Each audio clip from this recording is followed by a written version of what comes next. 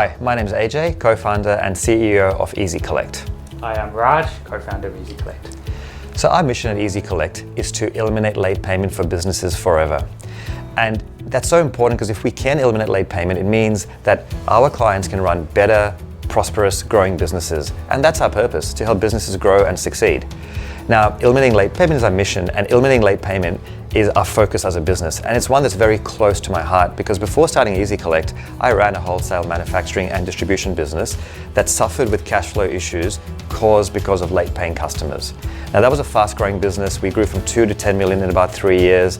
But every day of that growth was actually behind the scenes a lot of pain due to late paying customers. I was importing goods from overseas, I was manufacturing, and in some cases I would pay suppliers 60 days before the goods actually arrived.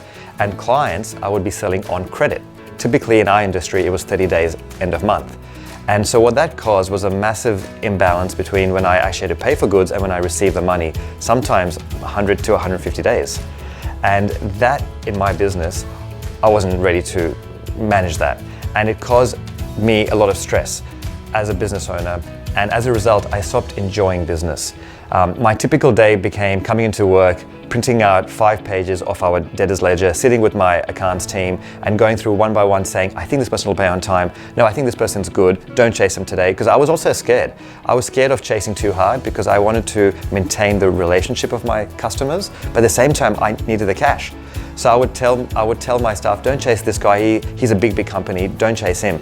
But I needed that money more than ever. But I was too scared to chase. And it was this constant battle of, do I hire more people? Do I spend more money? It was costing me $50,000, $60,000 to hire people to chase the money that was actually owed to me.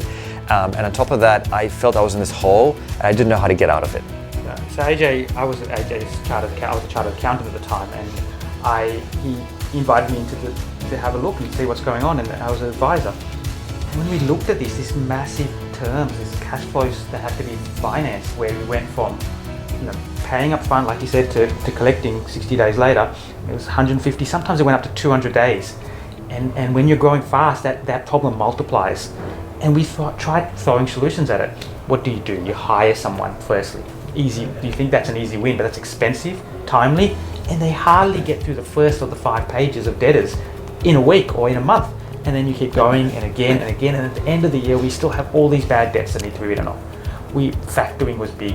That was a way of cycling the cash flow, but it's expensive. A few $100,000 a year was burnt just on that. Debt collection helped, but it doesn't encourage repeat customers, because every customer, and what AJ understood more than anyone else, was every customer is important. We can grow those customer relationships, and that's what makes a business, those relationships. So you have to manage it in a really personalized, polite, consistent way. Yeah, and as Raj mentioned, we had a lot of band-aid solutions, hiring more people, using debtor finance, invoice finance, and those were band-aids because they didn't solve the root problem. We didn't give our staff, our people, the systems and the processes to actually manage that process more effectively because we didn't know what to do. And we lived with that problem for 3-4 years, and luckily after some hard work and some good luck, we were able to sell the business to a publicly listed company. And Raj and I were one day having a beer at a pub celebrating that, and I was saying, Raj, this problem has to be more than just at my business. Was it with some of your other clients? Absolutely, and I saw it specifically of wholesale distribution, but across the whole Australian business scene, globally, there's just a culture which is broken, a payment culture where everybody's waiting for reminders, everyone's waiting to be prompted, and we felt that we could change this. Yeah, and look, Raj, to be honest, say 30% of your customers are good, they'll pay. It's a 70% that really is the problem customers. And so when we were talking about the secret sauce of getting paid on time, it came down to persistent, polite, personal follow-ups. Personal is very important because, as Raj just said, it's all about that relationship. But the persistency is so important because people are good by their nature, they will pay. But to get to the top of that payment queue, you need to be the one that yells and screams the loudest. It's like I say, the squeaky wheel gets the oil. That was the secret sauce. And we said, why don't we give other businesses that squeaky wheel? Why don't we give them a product or an app they can plug into their accounting system, so they don't have to spend more time and money setting up a new product, plug into their accounting system that quickly gives them a squeaky wheel so they can set up persistent, polite, personal communication with their customers. And a key point here is it's not just the communication with customers around email reminders. Automated reminders is brilliant, but it's more than that. Businesses already have staff. How do I make the staff more effective? How do I tell them in the morning when they come to work, call these 10 people today, here are the people that you focus your day on, here's how you should manage your relationships, here's how you can actually run your business with your people, give them the systems. It was all about automation, but the human touch with it as well. Yeah, right? Making sure they have the data and the information to be effective, to be efficient, and just get it done. Yeah, and as Raj mentioned, in my last business, I wrote off about $80,000 a year in bad debt. And the main reason was because I didn't know who to escalate the debt to. So from the very first day when we built Easy Collect, we wanted to put in place simple escalations to third parties. So a business has an internal process that they run, email, call, SMSs, letters, and then if they need to go to a third-party legal firm or a debt collection firm, they can go to someone trusted. Because I wrote off bad debt only because I didn't know who to go to. It became more than 90 days overdue and I then just wrote it off. Yeah, it was exciting because after conceptualizing it, we went and built it, and it was really exciting. Our first 10 customers, they saw results. It was quick. It wasn't rocket science. It was a simple solution. It worked quickly. They were up and running in an hour, and guess what? They saw results. Their overdue debts were falling significantly. They were going down from by 60-70%. They were running efficiently, and their businesses. And what we found most exciting was that gave the owners, the founders, the ability to go out and grow their business and thrive more than just, got to work out cash flow, how am I going to pay the bills, how am I going to pay salaries this week. The money was coming in the door, and it was just by this one simple solution. But the stack was building. What we learned was we need to add debt collection. Yeah, and as the years progressed, fast forward to today, the way people get paid today has changed. The technology landscape has changed. So we've innovated to continue to stay true to our mission of eliminating late payment and helping our customers run more successful businesses. So very quickly after we had that first product, we saw that we need to look at the whole customer life cycle. When our customer starts working with someone, it starts with, who is the right customer to work with in the very first instance. I don't want to, yes, chasing is very important, but go back a few steps. How do I onboard the right customer? How do I know if this customer is a good risk or a bad risk? A lot of businesses, and at least how I used to do it, was a PDF of a trade application form. I would ask on there, who is your director? How much credit do you want? And give me 3 trade references. And often my salespeople in my last business would want to get the sale, so they'd bring in this application form. My accounts team was already overwhelmed with chasing late paying customers and all the other admin that they were doing.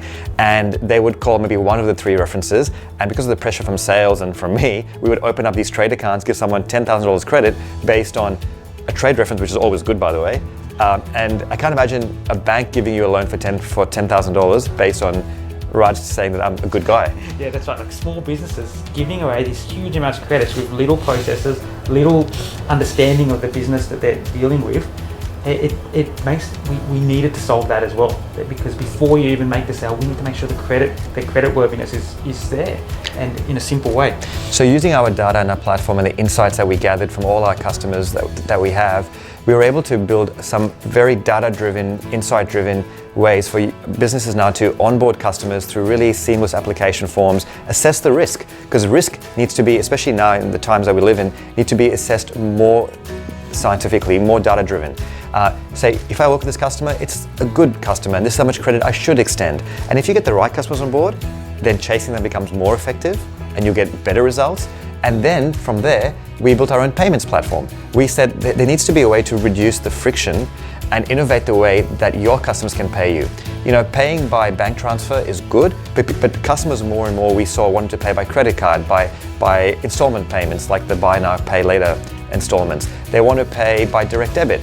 How do we innovate that space to give our customers better ways to pay our clients? And so as the vision kept growing, we looked at solving the problem by not just saying, let's have a collection system, let's have a credit onboarding system, a collection system, a payment system. It became a platform. All the disparate solutions that businesses used to solve these cash flow problems, we were bringing it together. And it was a stack that was building, and it was easy to use. It was easy to start, easy to implement. And we started with that workflows of just reminding people and scheduling things, and it just kept building from payments to credit insights to debt collection. And it was really exciting, and customers loved it, and they felt the difference.